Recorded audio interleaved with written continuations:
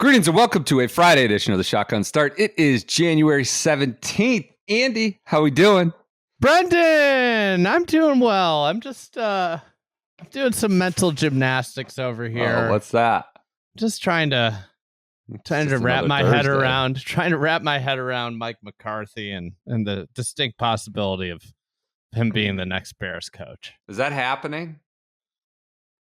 Are movements afoot? Well, I think like the crazy thing that I've gotten myself to a point, and I never anticipated myself getting myself here, but it's like with all the other garbage that we've been interviewing, it seems like this is not a bad outcome for us. I mean, it's a terrible outcome. It's like a very Bulls kind of move. Like, I mean, realistically, you're getting professional, but like, what is the ceiling? Are we talking like 10-7 and a first round miss once in 4 years, and then we just kind of move along? And like, I get the potential for disaster with Cliff, but I mean, at least it'll be interesting, and there's maybe a ceiling. I don't know. I'm going to read off some people that we've had formal interviews with. Ready? Arthur Smith, Ron Rivera, David Shaw, Anthony Weaver. These are disasters. I need Arthur Smith to get hired, so FedEx is just more involved in your life than it already is. He might get hired by the Jets. It's coming for your football. I do think he's probably in the top 3 for the Jets, unfortunately. Is Nagy still the favorite? Is that really happening? No, I think it's Arthur Smith, Flores, and AG, Aaron Glenn. I think are going to be the 3. You know what? Are you on a basis where you call him AG, former Lions? Or did you just call him AG? Yeah. In the office? All right. Yeah. Look at that. You might have an in. You might have a role with the New York Jets if he takes over. You and AG, your boy. All right. Would you want to work for the Jets, or do you think that would ruin? No, that would ruin my life. That would absolutely ruin my life. No, could not do that. We need you here too. We're going to TGL. You don't want Woody signing your paychecks? No, that would ruin my life. No. Woody gets to be kind of an abusive boss, and you don't have to deal with that here. I can imagine. So well, we did make him take over Champions Tour a minute. He did end up in an inflatable colon. He did. That is the thing. Year 1 happened on the job. Hey, so Art Smith, scion of the FedEx, Mike McCarthy, maybe. Man, that's I don't know. You kind of not a good year to be in the coach game. I hear Pete Carroll is he coming out of the retirement home to coach? Well, this is the thing. I think the 3 candidates that make you feel somewhat good are McCarthy, Ben Johnson, and Pete Carroll. Yeah. It's hard. It's not good. I don't see like the home run ball there. I mean, it's maybe a slap single, kind of try to get on. Like, I just don't. And granted, the home run ball attempt can lead to a disaster, but I think the theory is you hire the theory behind McCarthy or Carroll is you hire them, you get the like solid coach, and then you try and hit a home run with the coordinators. Yeah. Which I don't know. It's a disaster. They're now talking about moving the stadium further south in the city into like a worse location than Soldier Field. What's wrong? What's wrong with where it is? Kevin Warren is just running the franchise into the ground. Seems bad. The Browns are a disaster. All these season over reveals that Deshaun was a total black cloud in the locker room. Like, oh, really? No shit. Like, Stefanski wouldn't critique him in film sessions, and then Jameis became quarterback, and we went back to critiquing the quarterback in film session. Just bending over backwards. Reese week. Yeah, big Tommy Reese week. Notre Dame, like Forest High School legend. Yeah, yep. Pulled himself up out of the muck. Now coaching in the big time. Love that. Love Tommy Reese. Well, that Riley, whatever kid, the D tackle for Notre Dame that's hurt. It's from my hometown. Oh, we're a football powerhouse. Love that. Chicago's a feeder area for Notre Dame for sure. That's coming. What is it? Monday? We got that Monday night. We'll talk again. PJ, I have questions for you about the Rizzler going to TGL. I'm not sure we can get into that yet. We may have to leave that whimsy. You started trying to talk to me about the Costco universe, and I was very confused about the universe.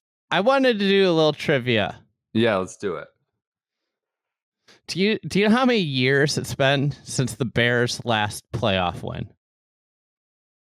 Was it the Super Bowl year, like 2006? Was that 2006? What was it? 2011. 14 years. Okay. If it makes you Really? feel any better, that was the last time the Jets made the playoffs. Much They less haven't- won a game. Really? God. You ready for this? Ready for this state of Chicago sports minute here to start out on a Friday? Mm-hmm. Last playoff win for the Bears, 2011. Last playoff series win for the Blackhawks, 2015. Last Bulls series playoff win, 2015. Last Cubs playoff series win, 2017. Sox playoff series win, 2005. We have not won a freaking playoff series or game in football in the 2020s. Yeah. We are the worst sports city in the world. Well, they got Northwestern at least. I mean, that's We got Bert. powerhouse. We got Bert and Brad Bert- down in Champaign, just Bert rumbling Paul, around. Bert and Brad. The BB boys. I like that. All right. You do have that going for you. I mean, kind of, yeah, that's inexcusable. But I think every single franchise you just listed has won it. Well, not the Bears have won a championship. It's been in the 40 last years since the 20 Bears years. won a Not the NFL Bears. Super Bowl. Not the Bears. It's been a while since the Bulls too. Now at this point, if we're being honest, Long I time. guess. Yeah. So Would have Yeah. won multiple if Rose didn't get hurt. Rose would have just been Russell Westbrook in this era. Who's a great player, Hall of Famer, legendary. So insulting to Need Derrick the Rose. ball. It's Big. just No, so- it's not. No, Derrick it's not. Rose is MVP of Derrick the Rose. league. MVP of the league. Hall of Famer. Russell Westbrook. Stats guy. That's what Derrick Rose would have been in the pace and space era. I'm ridiculous. I'm trying to The most lob some- insulting thing you can throw say some high heat at about your Derrick Rose hometown. is hero. compare him to a guy that he was just unanimously superior basketball player and unanimously equal athlete. And just All right. freaking All right. ridiculous. It's just spoken like a Got you brainwashed worked up. LeBron Got fan. you worked up. I love that the best thing you could say about Derrick Rose is that he was praised by LeBron, which means, touched by God there. That's the affirmation you needed for your Rose take. He was touched by God, aka You know LeBron. what? You know what the best clip of Derrick Rose was when your boy LeBron and D Wade and I forgot who the third person up there with D Rose get introduced at the NBA yeah. All-Star game, Yeah, and D Rose that is a great one. I They're love dancing like clowns, and Derrick Child Rose is just kiss. like looking out there, just not moving at all. I do love Derrick Rose's comportment and overall, attitude towards things. I did like him. Derrick Rose was the Um, only one that didn't just get down on his knees when LeBron was a free agent. Maybe the reason he didn't come to Chicago was that Derrick Rose didn't act like he wanted him in Chicago. Maybe It's the like the last great NBA superstar, to be completely honest, that didn't want to just team up with and create little super buddy groups. Maybe. We'll Jokic? see. Jokic doesn't care about anything. Jokic Jokic doesn't just care wants to about go anything. home and play with his horses. That's Yeah. right. It's a Him good and point. Louis would get along. Jokic That- and Louis. Can we get a farm? Tractors of- and horses. Yeah. I mean, don't care about their respective crafts. Don't- Just care about what's going on in the farm. That's just a hell of a absurd buddy cop movie. God-given natural talent, insanely God-given natural talent and skill. Skipping major championship exemptions, like, nah, I'm good. I'm just gonna go home. There it is. There's our golf tie-in. That was There's the our Sports golf Minute to tie-in. golf. We got there. We should do a schedule update. I God, did people not are gonna be announce- mad. 10 minutes before I know. before We a golf got talk. Chicago sports history. I did not add this to schedule for the week on Wednesday. We were late there Tuesday night, but we do have the Latin America Amateur Championship going on in That's South right. America. Event of the at week. Pilar Golf Club in Buenos Aires. We don't always, it's a great setup. This is ESPN 2, 1 p.m. Thursday, Friday, 11 a.m. Saturday, Sunday, and then like a highlights deal on 7 p.m. Sunday. So you got, Omar Morales, who's done well. Cayman Islands, Justin Hastings. I mean, I have questions, but I'm not going to say anything without. I'm going to have to do my research on Justin Hastings. But then Andre Xavier from Brazil, Henrique Machado. This is from Jeff Shackelford's newsletter. 108 amateurs, 17 inside the Wagger right now, 200. But I need to know more about the kid named Justin from the Cayman Islands. I need to know more about him. But that is going on. Latin America Amateur Championship, a great event going on in Buenos Aires. So updating the schedule for the week with that one. TGL, I know we did a lot on that Tuesday night. We'll react to it quickly here. Ratings are out. Ratings We're up. time. We're up a little bit on the ratings. The best about this is that the ratings bump is up, 14%?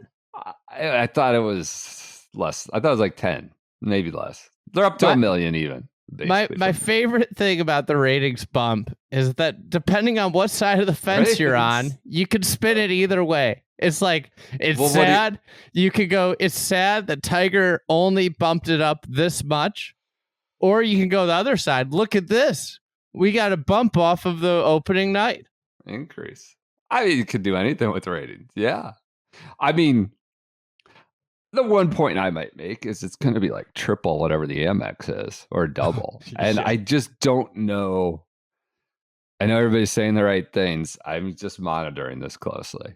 I'm monitoring it closely. I don't think it's augmenting the PGA Tour in any way, TGL. I think it's cutting into I mean, I don't know. I think it's showing off for the mules. Nah. We can go on Tuesday night with Duke basketball and make our money and, barely be able to find the center of the club face like Kevin Kisner and get 3 or 4 times the viewers. I don't know. We'll see. I'm curious. So they're up. Congrats to them. Maybe we were too critical on Wednesday. Do you think we were too critical or no? I think those are pretty, I don't know.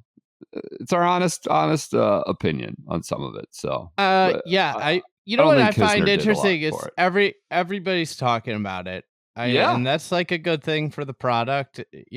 People are observing, taking it in. I would reiterate Congrats the point. On the ratings, though. Reiterate the point that we made. It's got to be for someone, and I don't know who it's for right now.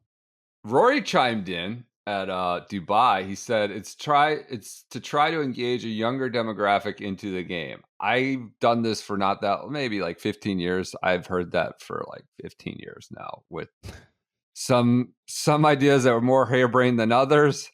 A lot of expensive, fancy people sitting around conference tables saying they're going for the millennials. It was 15 years ago. Now they're going for the whatever it is, Gen Zers. That's fine. I understand. What's behind you, PJ? What's after Z? Are you Gen Z, PJ? Is that what you are? Yeah, and then Gen Alpha is the next one, and Gen Beta, I believe, is just starting in 2025. So I got a beta. So I've got an Alpha kid. Yes, so I could be part of this next wave because I'm a parent of an Alpha. Okay, I see. It's trying to engage a younger demographic into the game. I think that's good. That's been efforts for a lot of things. We're certainly not trying to replace tournament golf. This is hopefully going to be complementary to what we do week in, week out. Again, just as I reiterated, I don't know that I see that yet, but I'm just an idiot. And if we can get some more younger people and people sort of the TikTok generation, which may not be a thing anymore here. TikTok could be disbanded. Generation game of golf and condense it into a bite-sized version that they can enjoy and relate to another way. That's really what we were trying to do here. I would say that's fine. That's all a sensible aim. look, we obviously understand that this is a very different than anything that's been done before, and we also understand that's not going to be for everyone. So if you're a complete traditionalist of the game, it's probably not for you, but that's fine. That's not the audience that we're going for. It's been fun. The players have had a lot of fun. I think TV audiences are starting to grasp it, hopefully, and starting to grasp the format. It was Jupiter in LA last night. LA won pretty convincingly. We're still waiting for a match that's really competitive going into the singles, and hopefully that happens next week. So not for the traditionalists. It's not for you. We're not going for that. What if I'm not? What if I don't identify as a traditionalist? It could be not for you for another reason. What if I identify as a TikToker? And you're disavowing it? Then they failed. Then they just cancel the whole thing. We live in a world where you can change your identity at any point. So, trying to get us. We're doing this as not a YouTube live show, so maybe let's just say some things that get us canceled, and then we'll edit on the back end. PJ, this is our first non-live show in a while. Let's just throw out some provocative takes. Well, I'm just gonna live a life where I'm not gonna allow people to put a label on me as a golf fan. I don't think you should. So that's your TGL update. Ratings, as Andy would say. Ratings talk. Ratings time. Let's golf. It's all golf is anymore. Ratings. I would say that the bump could have been just by not putting Khaled on the TV. By not allowing TJ Khaled to talk. Can we do a golf advice? We have a golf advice. We're going to say this right now while we're on the DJ Khaled. SGS golf advice. At gmail.com. Send them in. We got a full slate of golf advice coming later, I think. Maybe. This is from Steve. DJ Khaled ruined the birth of my son. 24, one kid, no interest in fighting. Young. I was going to say, parent. Man, RIP your 20s there, Steve. But all right, to each his own. 24, one kid, no interest in fighting. When the kid's 20, he's going to be 44, 43. That's how the math works. Yeah. I guess you lose your 20s, but you gain your 40s and 50s. Think about going to your kid, a freshman in college, and you're like 38, 39. I'm going to be a hurricane ripping through the fraternity row. Not even 40 yet. That sounds fun. Instead, I'm going to be in a walker as opposed to a lot of people. I don't know. All right, DJ Khaled ruined the birth of my son. You're going to be slaving away because you have 4 kids to put through school. Yeah, that's true. Please buy some Good Walk coffee. All right, 24, one kid, no interest in fighting. My wife and I are expecting our first baby, a boy, on the 28th. This is recent. We were keeping our fingers crossed that he would stay full term. On Tuesday night, I used up all the marriage capital I had to escape folding onesies and hanging shelves to sit down and watch the first TGL match. So, you know what? He's using marriage capital. He may be a TikToker at 24. He's burned marriage capital to watch the first TGL match. I thoroughly enjoyed the threesomes matches in the first hole of singles play. As we know, as soon as Wyndham Clark hit his tee shot on the 11th, the broadcast cut away to an interview with the one and only DJ Khaled. At this moment, my beautiful boy decided he had enough, I would too, and needed to come out to the world a whole 3 weeks early. My wife's water broke at around 10:30 Eastern time, and our son was delivered happy and healthy at 4:33 on Wednesday morning. Since he's been delivered, several family members and friends have asked what we were doing when her water broke. When I retell the story in future years, I have no real idea how to talk about what we were watching on TV. Do I reply with just golf? Or do I just hold on and hope the TGL has enough sticking power to still be relevant in first 10, ever TGL 15, match or 20 years and say I was watching DJ Khaled in the TGL? I would just say golf, but that's a good story. I don't know if I have advice. I'd say just golf for now, watching golf on TV or the TGL match, but that's good. DJ Khaled's story. Let's get back to the real, I guess, competitive golf. Over in Dubai, we've got David Micheluzzi, Ricardo Govea, and the American amateur David Ford, North Carolina Tar Heel, Do you think he drives a Ford? I do. I actually do. Chapel Bill, straight out of Chapel Bill to Dubai, 7 under 65, tied for the lead. Guido Migliozzi won off the lead. There's some real pure uncut Euro Tour names on this. Mike Lorenzo Vera, MLV, Scrivener God, sailing we haven't around. heard from MLV in a while. No, he got lost in the wilderness. It's been a while. Foxy's in the top 10. Laurie Canner's there. It's a great collection of people. I think Rory was 2 under, like 220 or something. I thought there were some headlines on Golf Digest, effectively, I'm paraphrasing here. They were nicer, but this American amateur put Rory in a body bag. It's like, it's one round. Isn't he? It's a stroke play event and 18 holes. What does that mean? Like they were boxing on the 10th tee, or they were match play? What's going on? A body bag. Rahm's 3 under. It's just that this amateur beat Rory McIlroy. It's like, the tournament's not over yet. A. And B, this is something that you can expect with golf. This is what happens. Someone has written many headlines. You can expect this with headlines. Name nobody knows is just mysterious amateur. Whips up on name somebody knows. Not frame of reference. Not a mysterious amateur either. I got it, but for the general internet scroller, it is. Not for us TikTok golf fans. No. So that's your TikTok Dubai golf update. fans know this kind of stuff. That's your Dubai update.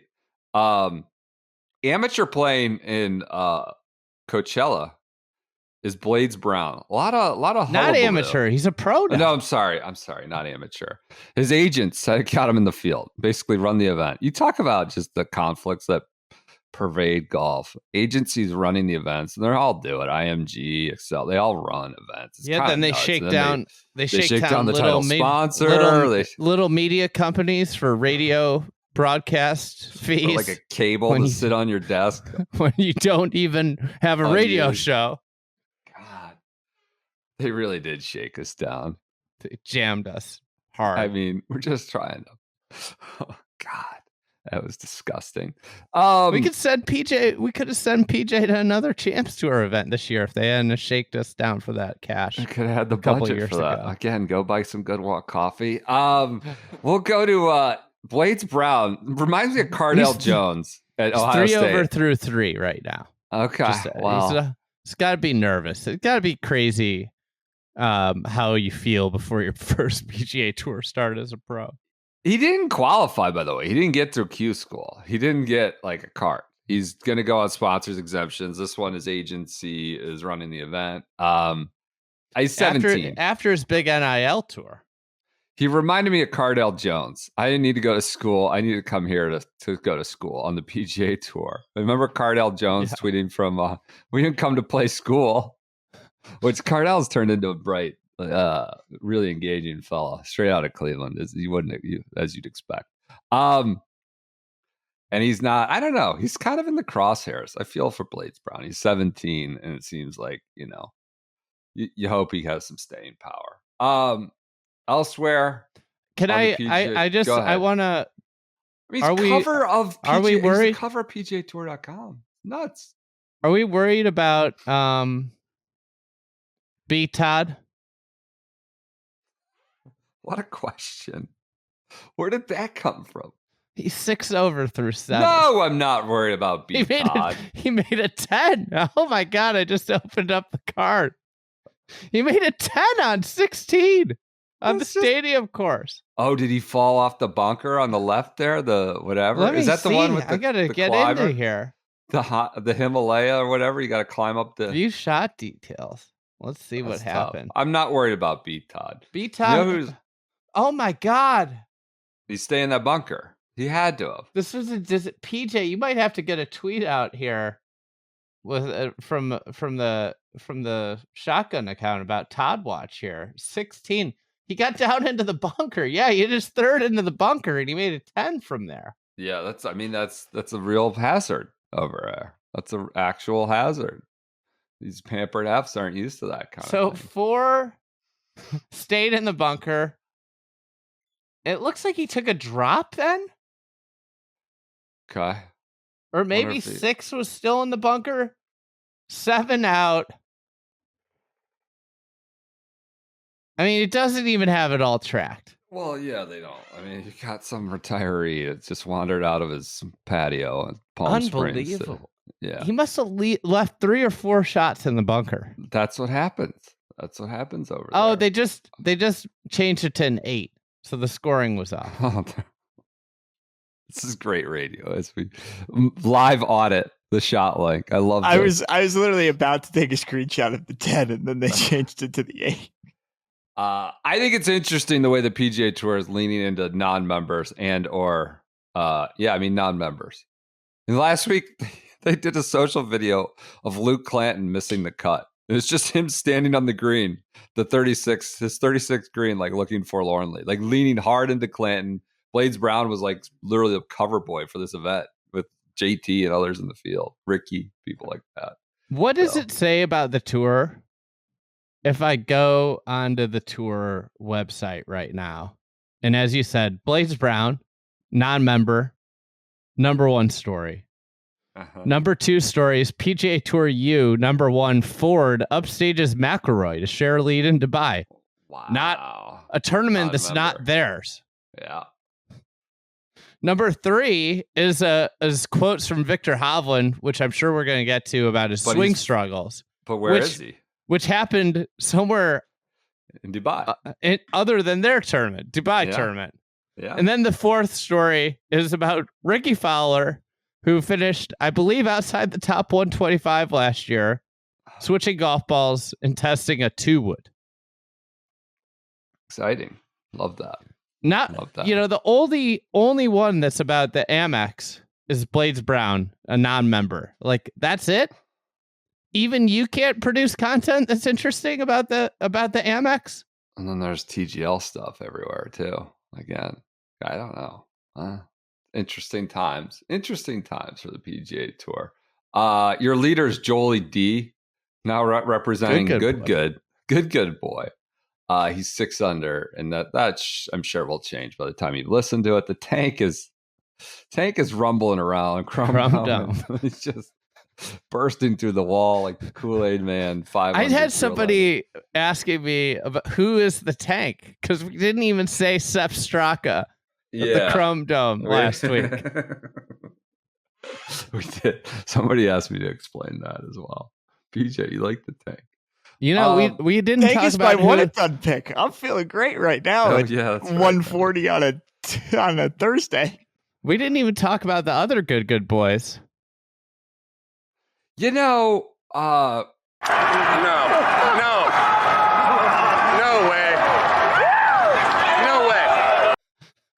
They got Joel. Look at this nuclear golf.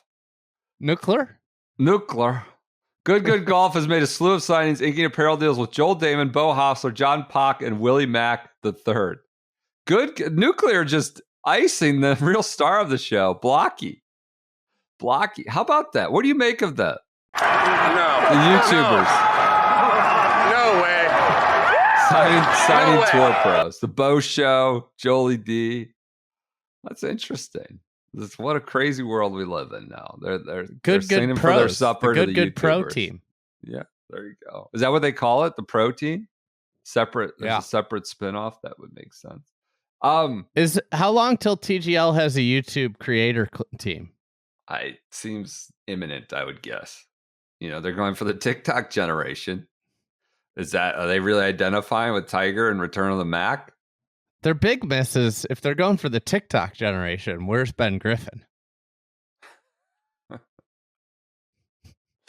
Yeah. I mean, they're just. Can we get Ben Griffin to 100K before TikTok gets deleted? I think he's at like 98 right now. Can 2,000 people go help Ben Griffin and get him to 100K? Is TikTok going to be gone? It seems That's like what it seems like next Tuesday or something like that. It's just going to delete it. I don't know. I don't know how it's going to work, but allegedly. You know what? I'll feel vindication for never getting involved over there, never spending time or trying to build a following of any kind. I don't know what I'm going to do. Who's TGL going to go for then?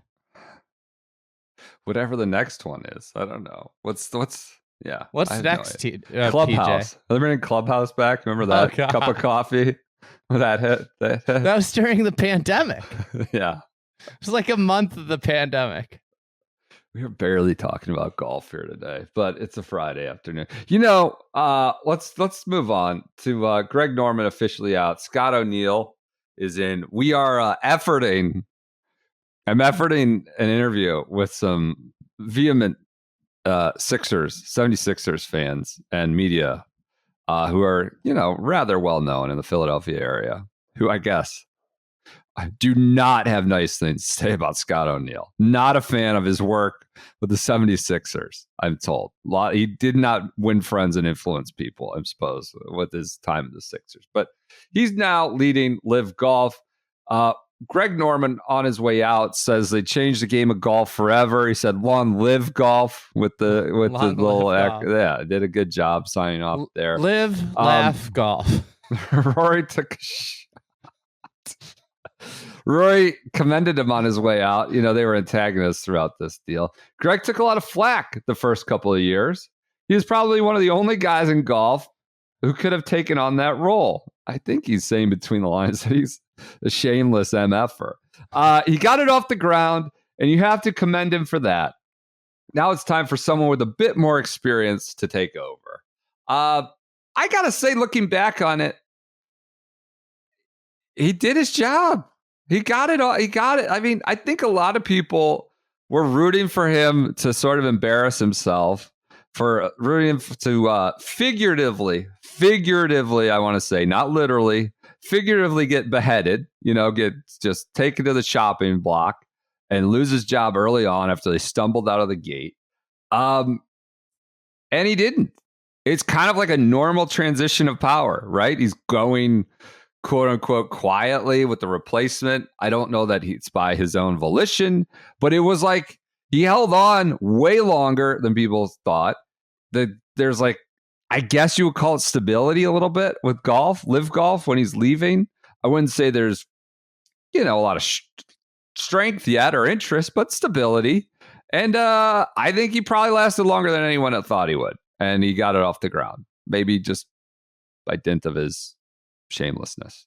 I don't know. I'm excited for Greg to have more time in his life, more time for to deliver handwritten notes.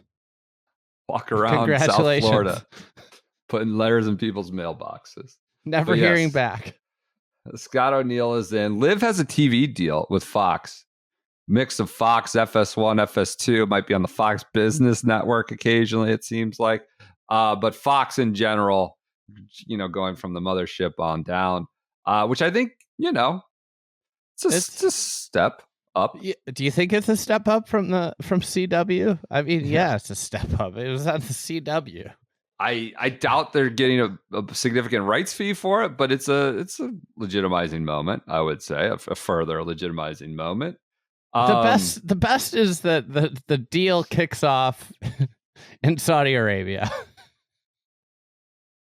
Really? Oh, yeah. Yeah. It's like be on in the middle of the night on FS1 or Fox Sports, whatever it's on. I saw Joel Beal had some analysis in Golf Digest that this is like a play to land the 2031 World Cup that's in Saudi Arabia. So I guess the next few World Cups are spoken for, and the next open one is 2031 in Saudi Arabia, and Fox wants back in on that, and that's going to be just a great environment for a World Cup. They've already said no beer, apparently. It's fucking insane. That's insane. What are we doing? Sports? No beer at the World Cup? Thought this was a society. Yeah, I don't know. But that's apparently a different angle. I didn't really see that one because they said FIFA picks the rights holder, but many people believe Saudi Arabia will just tell them who to pick. And so maybe that's Fox trying to play nice with the PIF. So that's going on.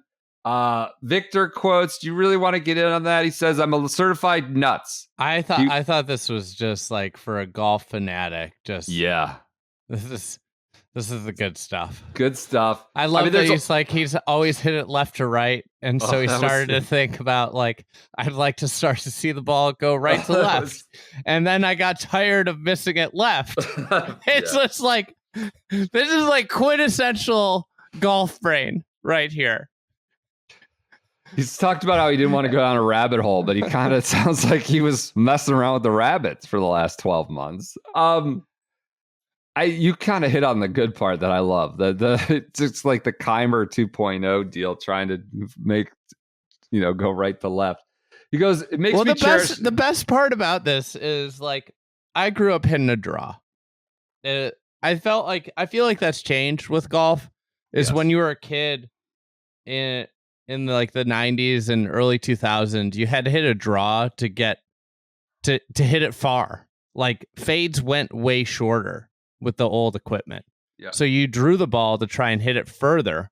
So everybody hit draws. But then the equipment now has allowed a fade to go really far. And it's always been more controllable because it lands softer. What I find humorous about all this is that I eventually I went to an instructor when I was in my 20s, and I was like, I just never want to see another ball go left. Ever. All I want is the ball not going left. And we worked left out of the game. Yeah. Yep. And it's just so funny to hear Victor, who hits a fade, say, I just wanted to see the ball go left. I was tired of the ball going right. I wanted to put my head in the oven. And then he started seeing the ball go left, and he realized how awful. I feel like there's an entire generation of golfers that the new pro golfers never have understood how awful of a feeling it is when the ball goes left because everything goes right now. It's pretty great. It's why I wanted to mess around. Why did I hold on to that bottle rocket until the last second? Because I wanted to. I wanted to mess around.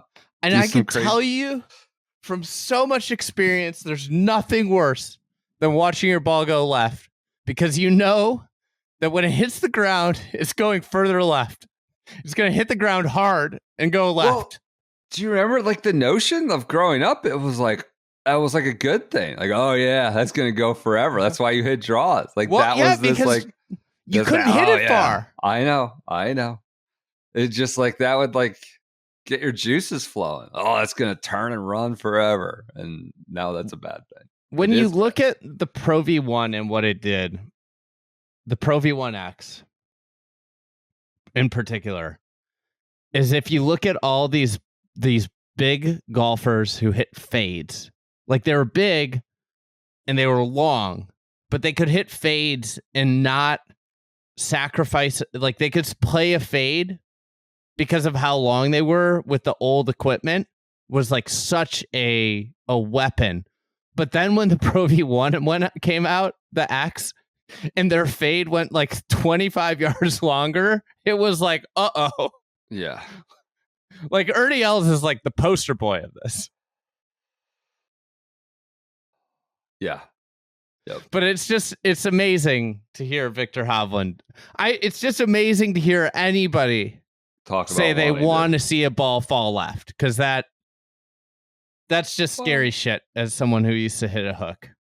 Hovland, it certainly makes me cherish how I used to play golf for first, say, 4 years of my career. It's been very effortless, just kind of standing over the ball and knowing that, okay, the ball is going to start somewhere out there and end up over there. I think he assumed he was pointing right somewhere. That's a pretty stress-free way of playing golf. You kind of hear this, regardless of swing, shot shape. This is a common refrain of I was too young to be stressed, right? Too young to be kind of in my own head. You would hear this from Rory. You hear this from Tiger. You hear this from everybody. Their first 4 or 5 years out, it's just playing and go. And you don't have the scar tissue necessarily, or you don't have the expectations of having won. Pretty stress-free way of playing golf. Obviously, I've always tried to push myself. If anyone's really good, I kept on pushing it. Maybe setting too high expectations because I didn't realize how good it was, or I thought it could continue to get better and better and better. For the most part of my career, every decision that I've made to change something up in order to play better, it has worked. But, last year and some change, I've just gotten into some bad habits, and there have been a couple key moves that I used to make in my old golf swing that I'm currently not doing. I've got to get back to making that movement in order to play my best golf. It's just kind of where we're at. To put it simply, I had a lot of draw pieces in my swing because I've always been a cutter, and I wanted to see the ball not cut as much. Then as you add more draw pieces in there, and then suddenly I get sick and tired of missing it left, and now I want to cut it. And that compensation was not good for my swing. It's just a process of, shit happens. Like, I don't go down there and say, no, I didn't go down there and say, no, this is better. I made a poor decision. That's a game of golf. It's hard to play golf 20 years. Great. So, yeah, the point of it is can you get yourself out now? And most of the great ones can. You don't play like that forever. But yeah, chasing the draw. This is a different one. Nobody chases the draw anymore. What else we got? News. Did you hear about the fake hecklers at the Team Cup? This is a bunkered piece I missed on Tuesday. Luke Donald's idea. I hope it's a great idea. I hope they had Long Island accents like our friend PJ over there when they were heckling. Like, golf, get off the golf course. They should just had PJ go over there. I was going to say, I could have been a real asset to the European Ryder Cup team had they asked. That won't cut on the Champions Tour? Is that where you're going to heckle? If people bought more Good Walk coffee, we could have sent PJ over there. Easily to Dubai. That's great. I love it. I think it was Jordan Smith that talked to Bunkered. It sounded like they were trying to keep it secret, but they had like an NFL coach playing loud music or crowd noise. They were had hecklers sort of pumped in via speaker, and then they had like a real life comedian out there somewhere at the Team Cup heckling them. That's good. I don't know if it'll get you ready for New York, but it will get you ready for, I guess, some disruption of your mental approach. Genesis. What do you think about the Genesis, Andy? It's obviously like an awful situation. It seems like goofy to really consider the future of this event. But there's rumors, or there was a report, I think, in Golf Digest, that they might play TPC Scottsdale 2 weeks in a row. That seems DOA, or not a realistic proposal. They're going to probably have to move it. I think it's ridiculous, or it seems silly to try and play it there. And Shackelford in his newsletter, and obviously Jeff had his life impacted by the fires, has been, I think, pretty spot on here. Is in 4 weeks, the area right next to, or 3 weeks, the area right next to the Riviera is still going to be restricted by the National Guard, and the idea, and there's so many people in need, and the idea of your volunteers, the fire department, who's probably still going to be fighting the fires. Hey, we need some volunteer fire people at the tournament. It's just kind of just. Doesn't seem useful. It's my favorite stop on the tour, but it just does not seem like a sensible thing to even try. And. Yeah, I mean, I don't know. So we'll move. What about going to TPC Harding Park instead? Oh, there you go. You're trying to get local. You're trying to get more Northern California, Central. I could see your motivation on the scale there. Motivation. They don't have to pay the fee. I don't think I'm going to be able to go to Pebble this year. So yeah, they don't have to pay the fee there. I did see. Did you see the new golf courses on 2K25? It's all the TPC, but some good ones like Pinehurst, Oakmont's in there, Portrush is in there. Some good courses. Made it. And then every TPC Club course, TFE course will be in there. TGL Island. I got to check that out. We're hearing it's become a big hit. A lot of plays. Lots of people are playing it. It's become a big hit in the 2K world. The new PGA Tour slogan, "It only happens here," is a new slogan, which I think is a play on "It doesn't happen on Live," is what I'm getting. I don't know the history, what happens the tradition. There? Look, I know people want us to rip it across. Slow play only happens here. That is a pronoun that leaves a lot to the imagination there. Yeah, who knows? Turning a blind eye to equipment regulations only happens here. Conference meetings happen here. Mandating the exact same sand at every tourist stop only happens here. Preferred lies happen here. See, look, I was going to compliment the ad and the slogan, saying it's among the better ones they've had recently. Now the bar is not high, I have to live under par and things like that. But it made sense to me, and it was a very subtle ad that I enjoyed. IL Crown is now opening up a world team that basically it's like a Lydia Co exemption. You need 4 people from the same country to have a team. They're going to have just a world team now that would bring in Lydia Co, Brooke Henderson, most notably, and just like this sort of mishmash foursome to play against the U.S. and Korea and Australia and the others that do have 4 players. Bernhard Langer. There's going to be an uproar if the international team wins. Why? Because they went outside their own borders? It's like, cheating? I just got to pick the best player from 4 countries? Well, it's a lot of countries starting with Lydia Ko and Brooke Henderson. Yeah, but I mean, a lot of countries are spoken for already, like the U.S. and like the Korea. They're spoken for. It's not like you can take the best from those countries. What's Brooke Henderson in the world rankings? Like 7? I feel like she's perpetually like 6 in the rankings. Yeah, she does know how to get her points. It feels like knows how to play consistent. Let's see what she's year at. over year. Oh, she's down to 26. Wow, how about that? 25. So her and Lydia Ko. And what else do we have? God, shows. I guess she was 12th last year at this time. Bernhard Langer announces that Augusta, it's a swan song at Augusta. Guy just won on the Champs Tour like a month and a half ago. He's saying he's done playing the Masters. Ball made the cut last year, for God's sakes. Why is he leaving us? But that's it. He announces that at Huailai before that tournament gets underway. Do you think that Langer would win the Masters if he played the member tees? That's a wonderful hypothetical. No. I mean, yeah, actually, I do. Yeah, he's just hitting a wedge. A guy knows around the green and the greens. He's got the putter jammed into his sternum. And he's just driving it to, the front of the green, below the green every hole almost. So you think he'd win? He'd win. I think it's a 50-50. Yeah, the odds are solid. What do you think? I don't know. It's a great question. I mean, I actually think he probably wins.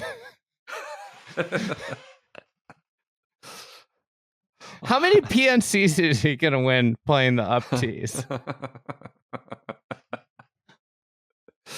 He's got a good, 8 more in him at least, right? Yeah. All right. Just so that depends on how long till the private equity company crushes Jason's soul. Yeah, whatever that was. One Oak or something, whatever the Center View, whatever the Capital or whatever it was called. All right, let's go to a little bit of golf advice real quick here. You got a big matchup, Cavs Thunder. They're not. Cavs are not going to play with. I think Cavs are going to get dusted. Thunder are great. Cavs are great. Just can't win everyone. I don't know. I'm guessing for a double-digit loss tonight. Mitchell's been kind of up and down. It's a great NBA is good right now, at least for me. Pride of Stag High School. Max Strus is back in action. He's been getting his legs. He's been hitting some threes again. So we got too many guys. Got a lot of depth. Okoro's been terrible. He's out. Strus is in. It's good. We got some players. This is from Patrick. Subject line. First tee kids cannot count. Andy and Brendan, I'm a younger guy in a big city and recently started volunteering at my local first tee on the weekends. Good for you, Patrick. I love that. Lifting others up with volunteer service. It's a blast. The kids are hilarious, and it's a great group of volunteers and coaches. Our weekly foursomes come with a conundrum, however. Groups are typically 1 volunteer and 3 kids, usually aged 10 to 14. A fun match format is always suggested for the round, but no awards are handed out or anything. Almost always, while playing these 2v2 best balls or similar, some kid will be putting for 6, whack it back and forth 3 times, and say he made a 5. The other team will be completely oblivious. I very rarely think this is malicious. Most of the kids are not that competitive and have no problem picking up and conceding, or are only there to give the parents a few hours off. I honestly just think they don't pay that much attention to themselves nor their opponents. That said, keeping score and knowing how to count your strokes is part of the game, right? I feel insane when correcting an 11-year-old being like, hey, sorry, I think that was for 7. But also think knowing the basics of fair competition are part of learning the game. Please help. I stress about this every Sunday on the train to the Muni. First time, long time. That's Patrick. What do you think? Like, there's a line here to walk, Yeah. Kids just out there having fun, but it seems like they're way off on the counting. Maybe he should get them some of those little counters. The beads on the string kind of thing. What do you think about that? Sure, those could be made available for a donation to the first tee of wherever this guy lives. I think you got to bring it up when it gets egregious. Like, hey, I'm not trying to jam you. I'm not trying to call balls and strikes here, but you do got to keep score, at least within reason. This isn't Toasty here, just writing down any old number. All right, next one. I got a good Toasty. There was somebody that sent me a message. It was in my Twitter DMs, I think. Okay. About Toasty experience there. I'll read this. A Toasty tale. All right. 45, no interest in fighting. 5 kids, just not enough energy. 5 kids. What kind of car are you using if you have 5 kids, Brendan? A Suburban or a minivan. Can they even fit in the Suburban? I think so, right? 2-parent. Yeah, I think so. You might not have a lot of storage. There are some people around me in Catholic schools that did the whole Catholic thing, and just have, starting 12.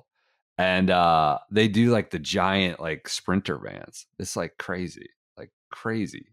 That's their family vehicle. So, yeah. I mean, at a certain point in your life, all you're doing is driving.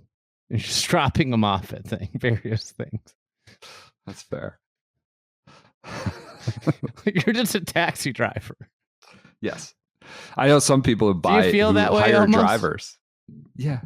There are some families who hire drivers to take their 7-year-old to soccer and back because they got to be in 4 places at once. So, all right. What do you got?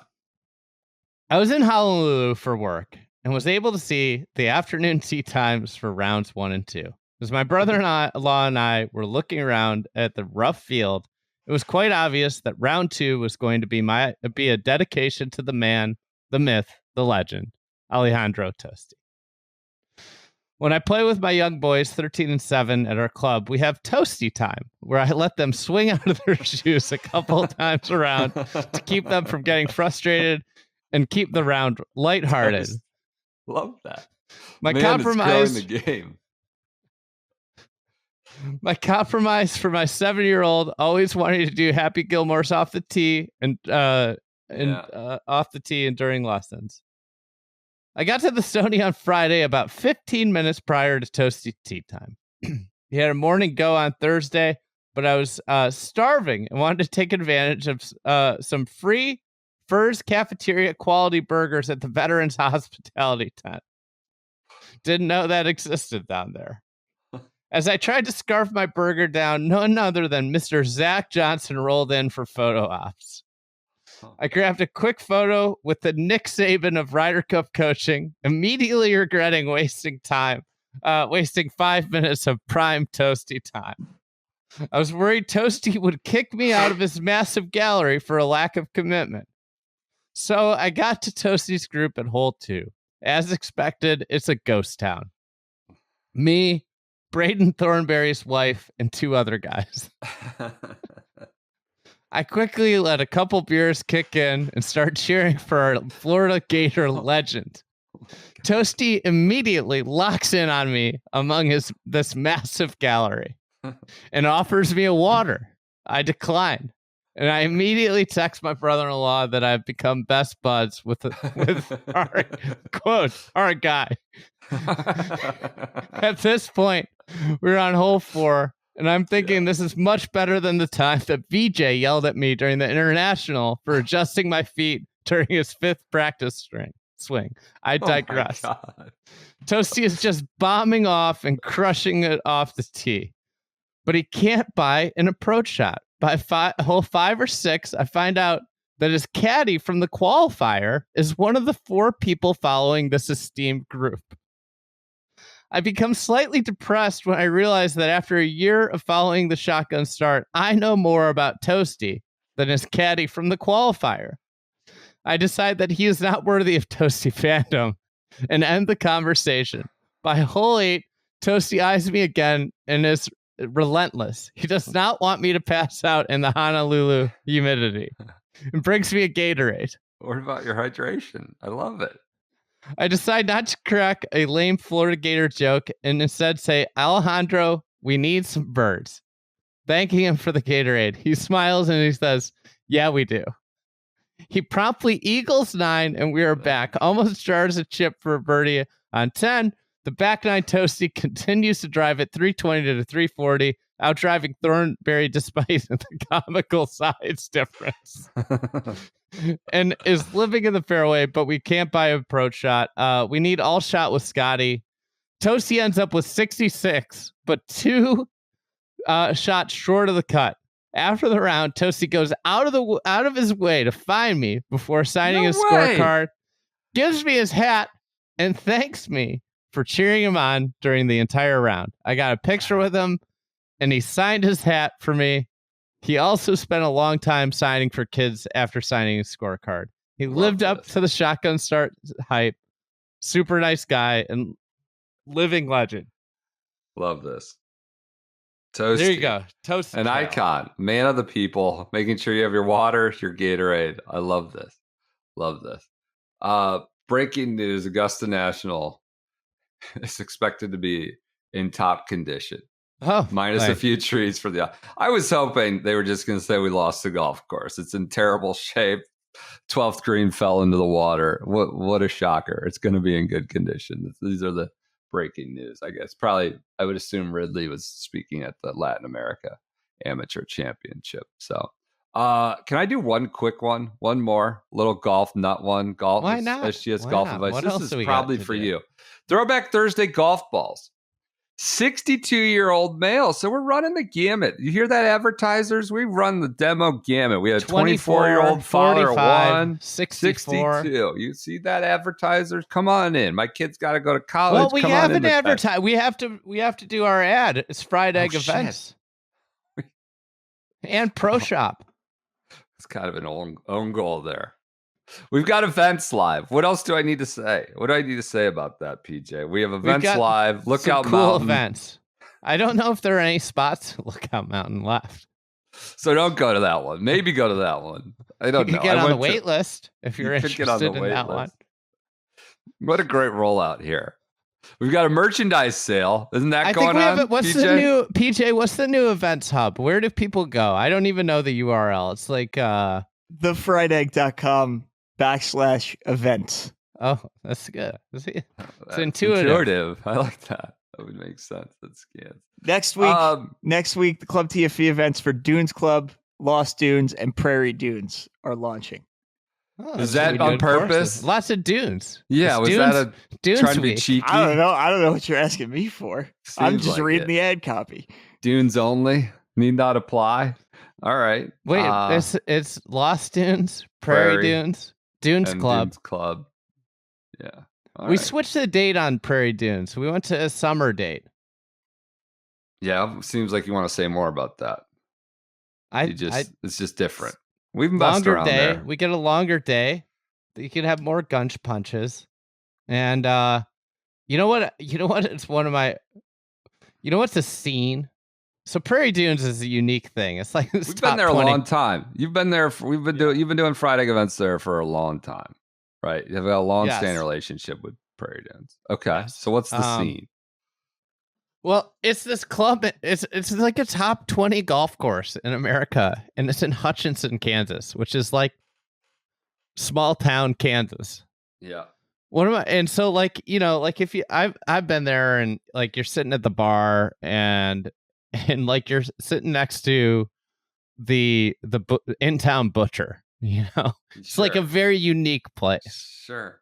So one of my favorite things, one of the trips I went there, I was with like a total golf nut, and he wanted to play a ton of golf, and it was a really hot summer day. The pool is an absolute scene. Okay. Like it is jammed, and everybody's just like getting after it at the pool. Okay. I don't know if we're allowed to go in the pool as part of this outing, but I might see if we could get added to it. That'd be interesting. Can we do the break and the lunch at the pool? Everybody run through the pool like Caddyshack, jive in, hop out, go play the afternoon. All right, so we got those events next week. Yeah, trips curated abroad.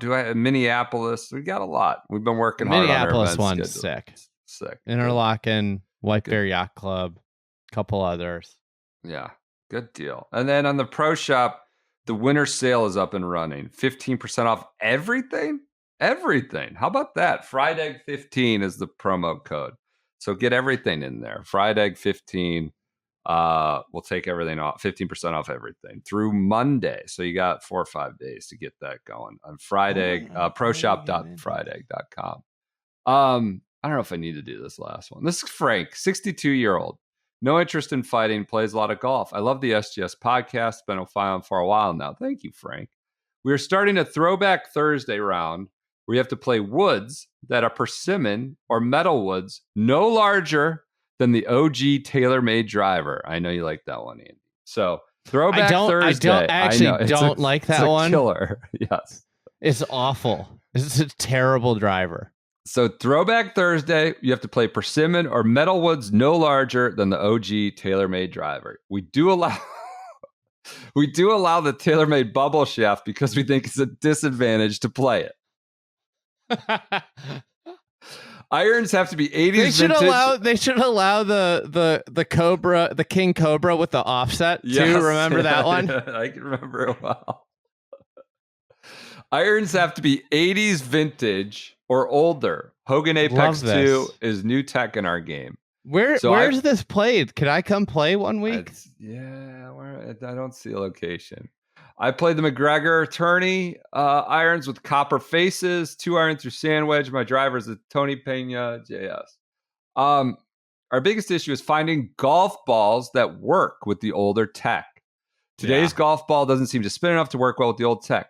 Do you have a recommendation on where to find vintage Titleist Balata or professionals or other brand balls? Or is there a more current golf ball that you have found that works with the old tech? Now, this might be I don't know if you want to broadcast to the world where to find a rare treasure here. This is not something I want to share, but it's my duty. Advice. Yeah. It's my duty as a podcaster. This is my duty to share. I jammed you here with this question. You did jam me. Is there a current one, first of all? Is there a current one that you found that works well? Let's start with the Balatas. Okay. I have like a ton of them. They just like aren't good golf balls to play with because Balatas have liquid cores and the liquid is all dried out. Yeah. So they like disconfigured. They don't really work. Yeah. So let's start there. Just like, don't buy Balatas. It's a waste of money. Uh-huh. Now let's talk a little bit about golf balls you should buy. Things you should buy. I think like the best ball to play that feels like old school. I played it recently. Was the original Pro V1. The other great golf balls to buy if you want to get like are the solid core golf balls of that era. The Strata would be an awesome ball to play. Oh, the Strata. The MaxFly Revolution, old school Revolution, awesome ball to play. I would look at like even those Callaway. Remember the HEX, like the Code Reds? I think they were, the Rule 35. They had the red and the blue one. Mm-hmm. I would look at like those early solid core balls because before the solid core ball got really, really good, or the very first iteration of the Pro V1. I think I've told this story on the Fried Egg, maybe on here. I played around recently with I have a few boxes of original Pro V1s, and I played them at a golf course, and that's a very famous golf course, and I was stunned. I just forgot how much harder golf was. The ball just spun. If you didn't hit the ball really solid, it got beat up by the wind. It's just it's kind of amazing, but it's in terms of new balls. When we did a Hickory match this summer, and the best ball that for Hickory golf, which is you want a lot of spin, you want something super soft, is actually the old version of the Kirkland Signature Plus. And you can find those readily available for pretty cheap. So that's a really good option. It spins, it goes nowhere. Another really good modern ball is the old Wilson Duos. Funny story. I have a friend that works for Wilson, and he gave me a ton of Wilson Duos with the Fried Egg logo on them, the first year of the Fried Egg. It was really nice. Yeah. But I remember I was playing with them, and I'm like, God, these things just aren't going anywhere. You'd hit it, it just felt like it was just dead. And I was I hit a Pro V1 right after it. It went 25 yards further than the Duo. So that's a really good ball if you're trying to roll yourself back a little. Other ones just go for the one of the things that's super fun and not super fun but great about playing the old stuff and knowing going in that you're rolling back is when you go into the pro shop, you buy balls that are $6 for a sleeve, as opposed to it's nuts. It's Pro V1's $15 a sleeve in a pro shop. You're this is nutty. Yep. Is that good? I like it. Info? Yeah, I was just looking through some of the old emails. That's a good one. I like that. Throwback Thursday balls. The guy sounds great. Great game he's got going. I love the sort of the parameters. Look at my throwback Thursday club sets, right? That's right in the love background that. there. I love that. Cameron oil can in there. Love that. All right. sgsgolfadvice@gmail.com is the email address. I think we're doing a little Club TFE match this summer or this fall. It's this fall, and I think we're gonna have we did the Hickory match last year, and this year's match is gonna be pre-2001.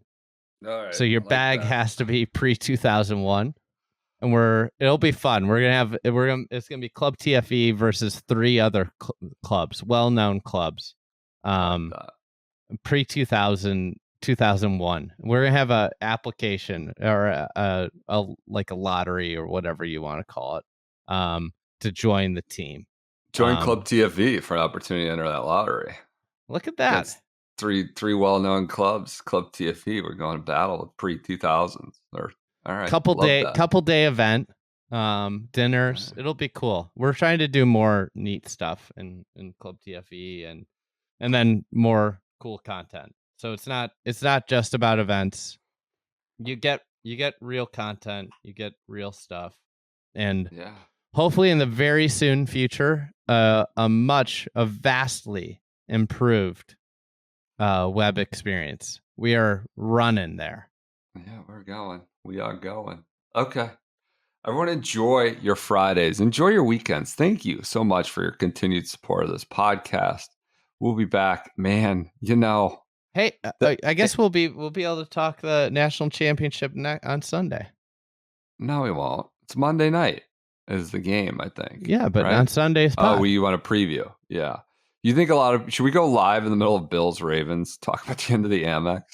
Who's gonna watch the Amex up against Bills Ravens Sunday night? Seems like an uphill battle, but We'll be back. I feel like it's actually, I watch a lot of that because I'm watching TV. I think when golf struggles the most, and the ratings might tell you something different, when golf struggles the most is when it's like the middle of the summer and it's like literally like you expect me to sit inside, sit inside from 1 to 4 p.m. and watch this. Like I think like January, when people are like on TV and there's commercials and half times, it actually works kind of well. Yeah. All right. Everyone enjoy your weekends. Thank you so much for your continued support. We will talk to you on Monday.